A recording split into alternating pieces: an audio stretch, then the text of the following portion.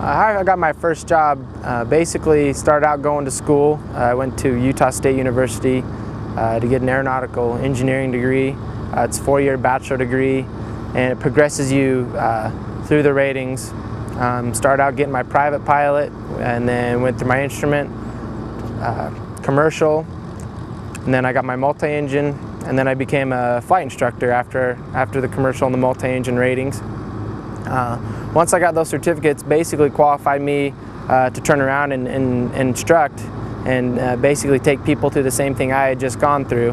Had enough hours. I applied for a job at Leading Edge Aviation based out of Ogden, Utah, to become a flight instructor. And at that point, as you're becoming an instructor, most people are going to use that as a stepping stone to kind of build some hours and build up enough time to where you can qualify for jobs to become a first officer or to become a co-pilot and fly bigger and faster aircraft.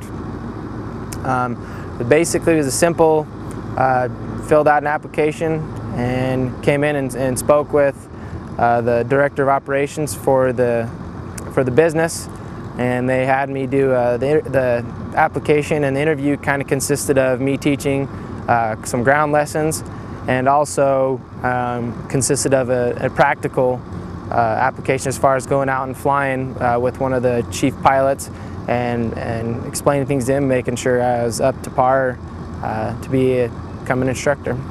Once you become an instructor, or once I got the ratings and was an instructor, at this point, or at that point, you're going to expand in what you can teach in. There's different ratings as far as being able to teach people how to fly by instruments. You have to have a different certificate to be able to teach people how to fly multi-engine airplanes. You can keep progressing as an instructor and instruct in different types of aircraft.